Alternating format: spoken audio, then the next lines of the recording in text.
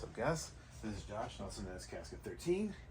I'm here to welcome you to my weekly comic show for July 19th. As always, we're going to get into the new release comics for the week.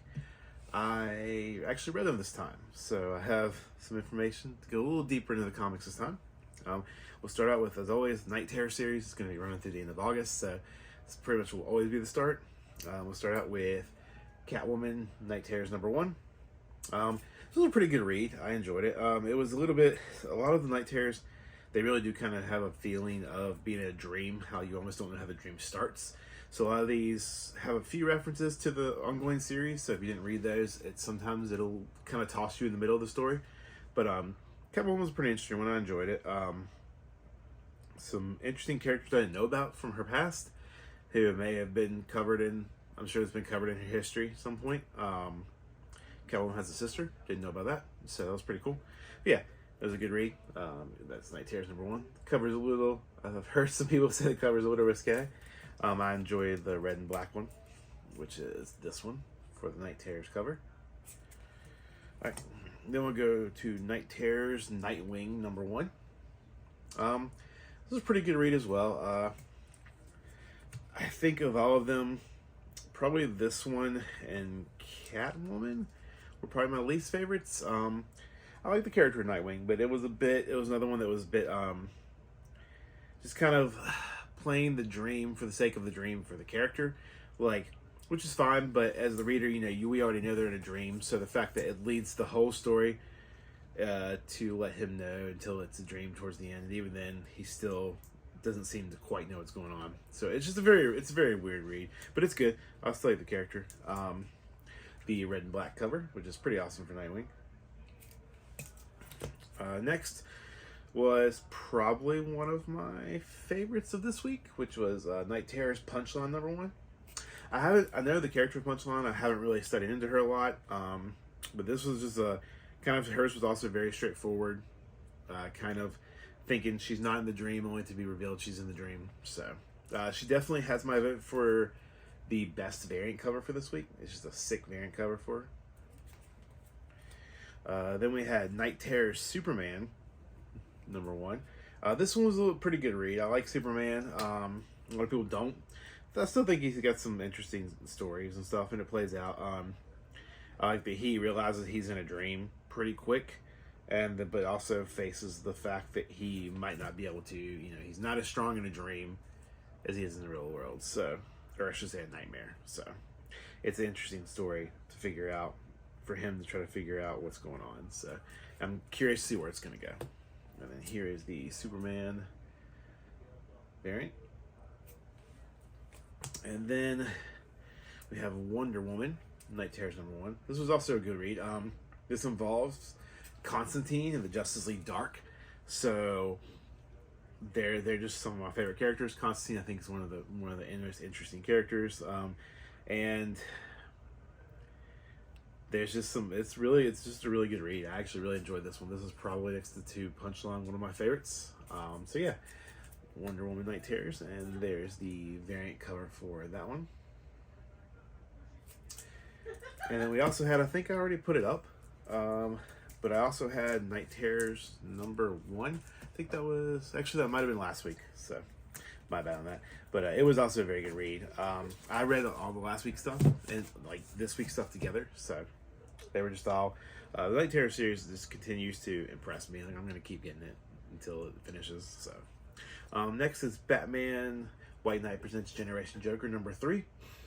I really enjoyed this one.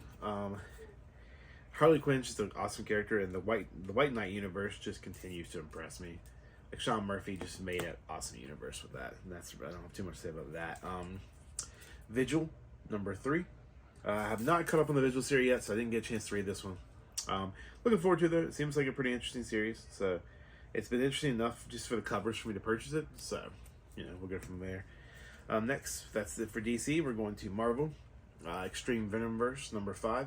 The Venomverse series is another one I have yet to completely catch up on, so I've not read it completely yet. But the fact that it says who's that, it's Jeff and it's a shark. It's just hilarious.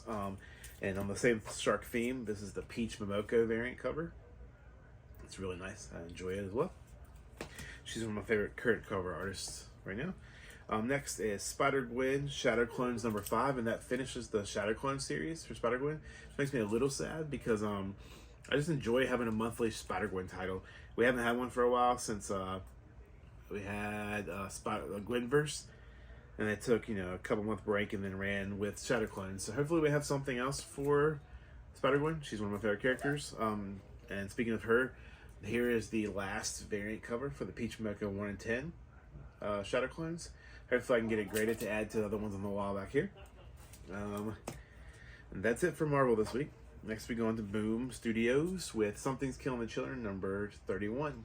This is another series. I think I'm in the 20s trying to catch up. I have the graphic novels, so I need to read them. But I love this series so far. So curious to see what the heck's going on. Here is the Jenny Frison Something's Killing the Children variant cover, which I think is just gorgeous. I love Something's Killing the Children.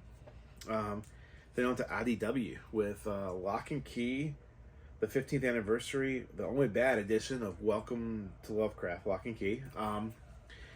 It's supposed to have a different ending from the original, and it's like an ending that has only bad stuff. So I'm curious to read that. I would like to go through and read some of the original Lock and Key, just so I can have a reference point to know what's different and what's bad. This is the blank sketch cover, which hopefully I can get something on it maybe next year at HeroCon. Then we go to Image. We have Scrapper number 1.